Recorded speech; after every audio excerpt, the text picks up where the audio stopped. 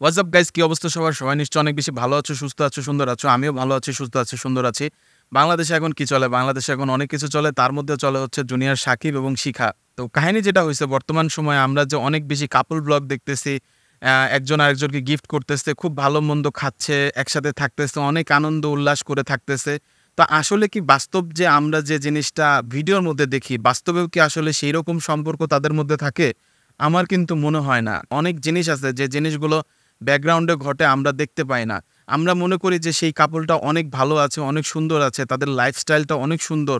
তাদের লাইফস্টাইলটার মতো আমাদের লাইফস্টাইলটা কেন হয় না? ইত্যাদি, ইত্যাদি। তো কাহিনী যেটা হইছে, আমাদের যে জুনিয়র সাকিব আছেন এবং শিখা আছেন, তারা কিন্তু টুকটাক YouTube এ ভিডিও বানায়, Facebook এ ভিডিও বানায়, TikTok বানায়, ইত্যাদি, ইত্যাদি অনেক কিছু ভিডিও-টিডিও প্ল্যাটফর্মে তাদের কিন্তু দেখা যায়। সো জুনিয়র যে সাকিব আছে, তার আসল নাম কিন্তু শাকিল ব্যাপারী। সে আমাদের সুপারস্টার, মেগাস্টার শাকিব খানের বিগ ভক্ত, অনেক বড় ভক্ত। এবং সে তাকে অনেক বেশি ফলো করে, তার বেশি অনেক ডায়লগ ইত্যাদি টিত্যাদি দিয়ে ভিডিও-টিডিওস টুকটাক বানাইছে এবং মোটামুটি ভাইরাল হয়ে গেছে। তো ওইখান থেকেই তাকে কিন্তু আসলে কম বেশি সবাই চেনে।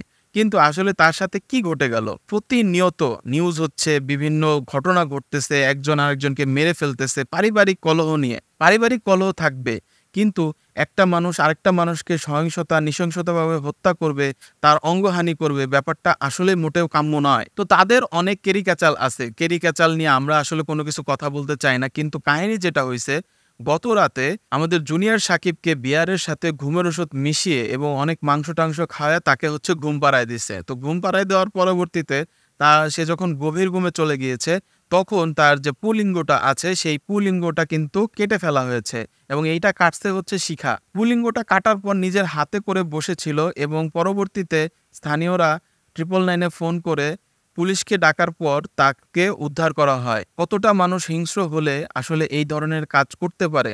এবং আমার কাছে মনে হয় কি, এই ধরনের বিভিন্ন ধরনের যে সহিংসতার নিউজ বা সহিংসতার যে কর্মকাণ্ড, এগুলো আসলে সোশ্যাল প্ল্যাটফর্মে বা মানুষের আসলে জানানো উচিত না। মানুষ এখন অল্পতে অনেক বেশি ইনফ্লুয়েন্স হয়ে যাচ্ছে। মানুষের এখন এমন অবস্থা হয়েছে যে দুর্নীতি ছাড়া মানুষ কোনো কিছুই বোঝে না। মানুষ এখন এমন অবস্থা হয়েছে যে আরেকজনেরটা কিভাবে কেড়ে খেয়ে নিজের পেট বড় করা যাবে সেই চিন্তা করে। জুনিয়র সাকিবকে হসপিটালে নিয়ে যাওয়া হয় এবং তার যে পুলিঙ্গটা আছে, সেই পুলিঙ্গটার সার্জারি চলছে। আদৌ সেই পুলিঙ্গটা লাগানো যাবে কিনা, সে আদৌ স্বাভাবিক জীবনে ফিরতে পারবে কিনা, সেটা কিন্তু আমরা জানি না। এবং আমাদের জুনিয়র সাকিবের মা বাদী হয়ে মামলা করেছে বন্দর থানায়। সো বুঝতেই পারছো, মামলা অনেক বেশি জটিল হয়ে পড়েছে। ৳১,০০,০০০ কাবিন দেওয়ার কথা ছিল এই জুনিয়র সাকিব শিখাকে। সেইখান থেকে ঘুরিয়ে পেঁচিয়ে ৳৫,০০,০০০ পর্যন্ত কাবিন দিয়েছে। সো তোমরা তোমাদের জায়গা থেকে নিজেকে হেফাজত রাখো। সো Facebook, YouTube, TikTok এ আমরা যে কাপল ব্লগগুলা দেখি বা আমাদের যে লাইফস্টাইল দেখি, ভালো লাইফস্টাইল দেখি, আসলে বাস্তব জীবনে এই ধরনের অনেক কিছুই হয় না, অনেক কিছুই ঘটে না।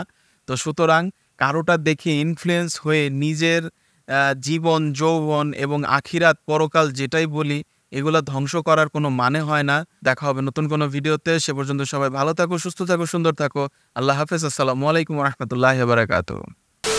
আমার কাছে মনে হয় কি, একটা কমিটি গঠন করা উচিত। লিঙ্গ সুরক্ষা কমিটি। নিশুক